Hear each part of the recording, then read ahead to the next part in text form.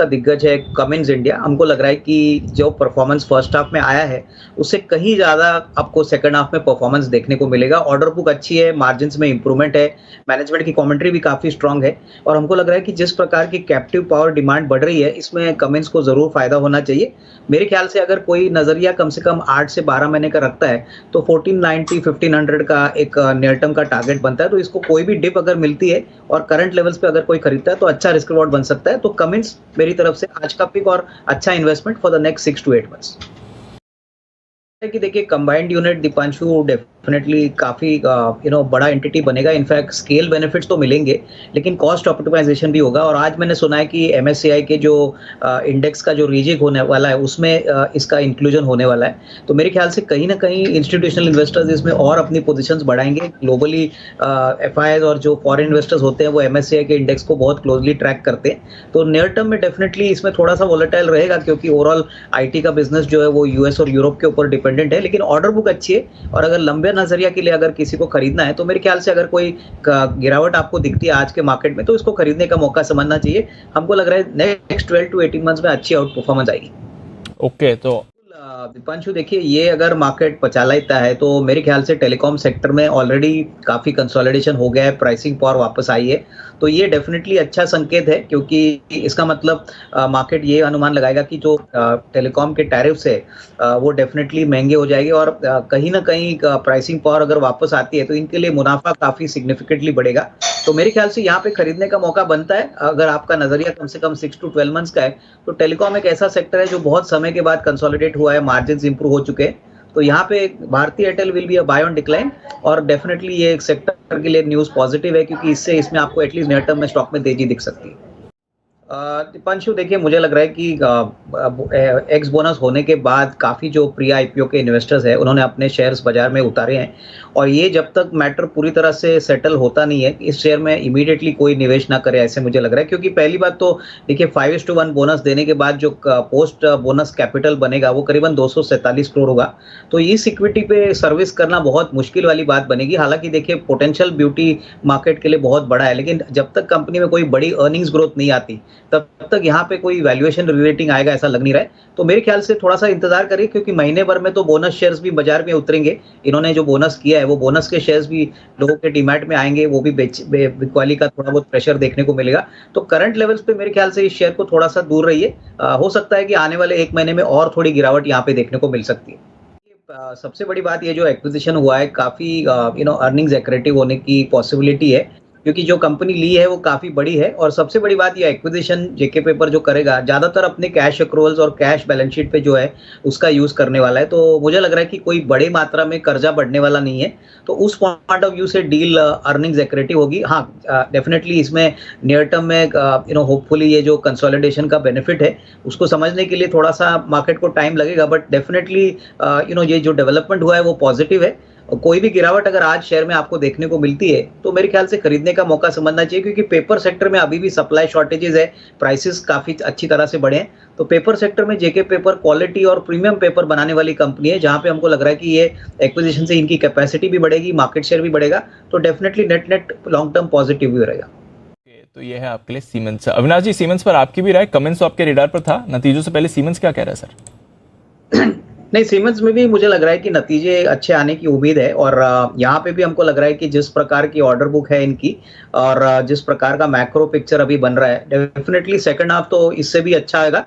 Margins में outlook क्या रहेगा वो इंपॉर्टेंट बात रहेगी, लेकिन डेफिनेटली हमको लग रहा है कि ऑर्डर बुक में अगर कोई इजाफा होता है, मैनेजमेंट की कमेंट्री पॉजिटिव होती है, तो डेफिनेटली नंबर्स के साथ साथ यहाँ पे इस प्राइस से भी और सिग्निफिकेंट रेटिंग आएगी।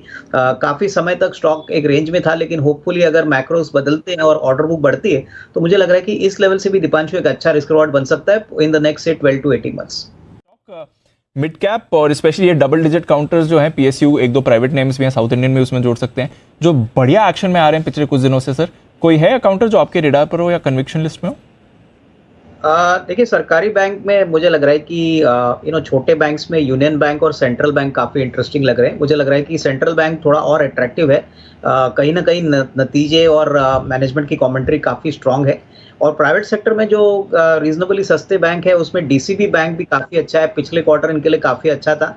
प्राइस टू बुक की वैल्यूएशंस की अगर हम देखें तो भी इसमें करीबन 1.5 1.6 के वैल्यूएशन पे ये चल रहा है। तो मुझे लग रहा है कि दीपांशु ऐसे बैंकों के भी निवेशकों को नज़र रखनी चाहिए, क्योंकि आने वाला 6 to 8 मंथ्स इन बैंकों के लिए काफ़ी अच्छा रहेगा। क्रेडिट ग्रोथ अच्छी है, डिमांड क्रेडिट के लिए बहुत बढ़िया है। तो ये सारे काउंटर्स में मुझे लग रहा है कि खरीदने का मौका जरूर करना चाहिए। हालांकि देखिए मिड कैप अभी मार्केट्स में इतना नहीं चल रहे, बट खरीदने का सही यही मौका है, क्योंकि आने वाले 6-8 महीने में होपफुली मार्केट बढ़ता है तो यहाँ पे अच्छी रेटिंग आपको देखने को मिलेगी। तो ये है आपके लिए कुछ मिड कैप बैंक्स जहां पर आपको रखनी है नजर। डीसीबी बैंक पर रखिए नजर, अविनाश जी को पसंद आ रहा है ये, और यूनियन बैंक, सेंट्रल बैंक, ये भी अच्छे काउंटर्स आपके लिए बन सकते। नहीं, इनफैक्ट देखिए दीपांशु, मैनेजमेंट कमेंट्री तो बहुत स्ट्रांग है। Company not only domestic but अपना एक्सपोर्ट बेस भी इंक्रीज करने की बातें कर रही है। और मोस्ट इम्पॉर्टेंटली अभी जो नया कोलैबोरेटर कोबूटा आया है, उन्होंने डोमेस्टिक मार्केट में भी अपना मार्केट शेयर एग्रेसिवली बढ़ाने की बात की। हालांकि अभी ये महिंद्रा से काफ़ी छोटे हैं, लेकिन आने वाले 1.5-2 सालों में इन्होंने गेम प्लान बनाया कि वो डोमेस्टिक मार्केट में भी ट्रैक्टर मार्केट में एग्रेसिवली बेचेंगे। तो मेरे ख्याल से देखिए कमजोरी ज़रूर है स्टॉक में, लेकिन अगर किसी को medium to long term view लेना है तो डेफिनेटली इस गिरावट में थोड़ा सा एक्यूमुलेट करिए, क्योंकि मुझे लग रहा है कि एग्री ग्रोथ आने वाले 1-1.5-2 साल में अगर ठीक ठाक रहती है तो डेफिनेटली एस्कॉर्ट्स भी आउट परफॉर्मर रहेगा।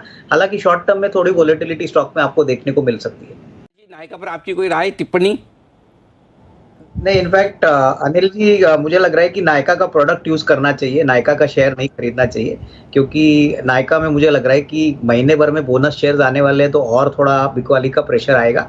और सबसे बड़ी बात जो नूपुर ने कही है कि 247 करोड़ के इक्विटी में जो अर्निंग्स आएगी वो अर्निंग्स मुश्किल से 25-30 पैसा आएगी। तो ये अर्निंग्स ग्रोथ वाली कंपनी नहीं है। जब तक अर्निंग्स में कोई बड़ा इजाफा आता नहीं है, मार्केट इस स्टॉक को रिरेट नहीं करेगा।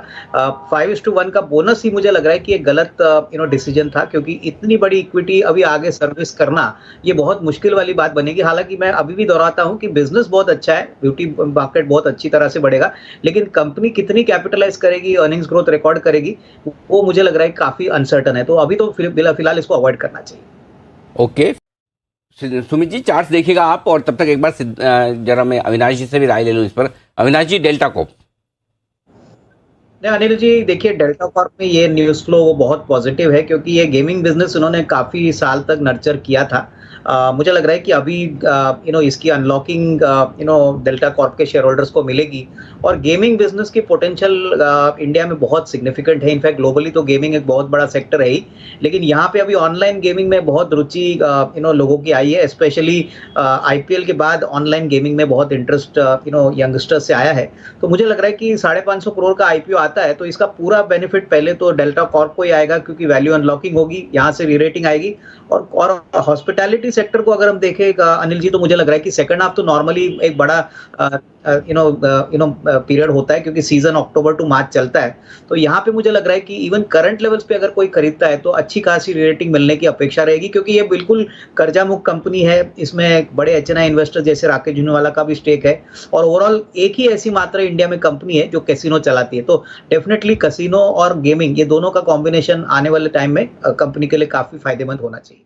टूब्रो है, इसका एक लॉजिकल रीजन इसलिए है क्योंकि L&T और माइंडट्री का जो मर्जर हो गया है, इसका ज़्यादातर वैल्यू अनलॉकिंग का जो बेनिफिट है वो L&T को मिलेगा। डिफेंस और इंफ्रा में और कैपिटल गुड्स में तो इनकी ऑर्डर बुक बहुत ही तगड़ी है। मुझे लग रहा है एग्जीक्यूशन सेकंड हाफ में बहुत शानदार होने की उम्मीद रहेगी। स्टॉक करीबन 1900-2000 में काफ़ी समय तक कंसोलिडेट कर रहा है। मुझे लग रहा है कि करीबन करंट लेवल्स पे अगर 2027 पे कोई खरीदता है तो मेरे ख्याल से कम 12-15 महीने में 2300 का टारगेट प्राइस पॉसिबल है। तो यहाँ पे डेफिनेटली सेकुलर ग्रोथ की उम्मीद है, और ऑर्डर बुक सेकंड हाफ में अगर आते हैं तो मार्केट को और भी पसंद आएगा। तो इसको करंट लेवल्स पे जरूर खरीदिए। नियर टर्म का जो टारगेट प्राइस रहेगा वो 2300 रहेगा। तो 2300 तक के टारगेट के लिए यहाँ पर आपको L&T में करनी है खरीदारी। 10 की कमाई में इन्वेस्टमेंट के तौर पर आपके लिए ये राय आती हुई अविनाश जी की तरफ से। लगातार अविनाश जी लंबे